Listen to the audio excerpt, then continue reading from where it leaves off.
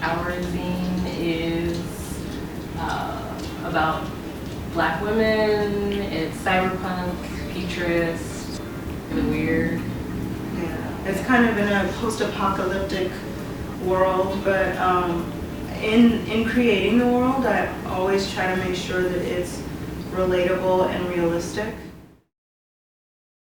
For me, drawing the bodies that I do has been a healing process for me. Overwhelming with the positive response from people. Oh, this person looks like me. And that makes me feel good because that's why I started doing art. Like, I don't see this. I don't see me there. I don't see my friends there. I don't see my family there. So instead of complaining about it, change it. The romantic side and like the more feminine touch I like to put in my work is just being, a female perspective. I actually use a soft filter now on purpose so that it just kind of gives this like soft version of that. Like exactly what it is, like a feminine touch to it.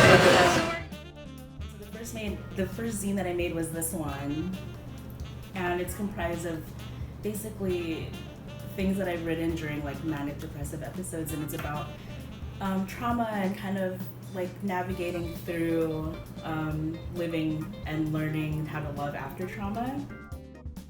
When I was growing up, I watched a lot of cartoons, and my cousins are really into like anime, and I really connect with like the animation from Sailor Moon. I used to draw a lot of Sailor Moon characters when I was younger. I feel like my work never really looked like this before when I started to create, when I started to illustrate my own. They started off as floating eyes and floating heads with a lot of dots. And then they kind of just became these grumpy characters.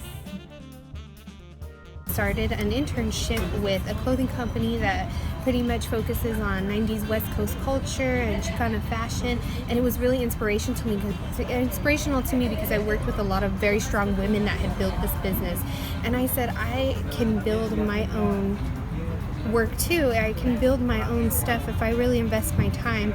This could become something, and I decided to do a cartoon sort of based around my experiences growing up, my fashion, my culture, my friends, family, living situations, and I knew a lot of people would share these experiences with me, so I was...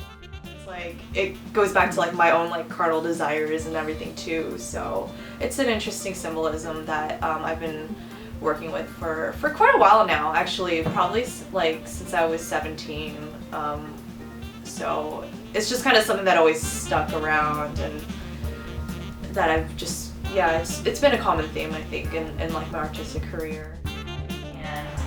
And I make illustrated poetry mainly, but I also take photographs and make design clothing, and just I like to keep it open. I like to keep it open as far as medium goes. I like to have fun. I really like enjoying making my work, and that's important to me. But basically, like, my work is all about magic, science, nature, and like color and color theory and beautiful fat brown women. I'm all about celebrating bodies like my own, bodies that are fat and brown and just gorgeous, magical, ethereal beings.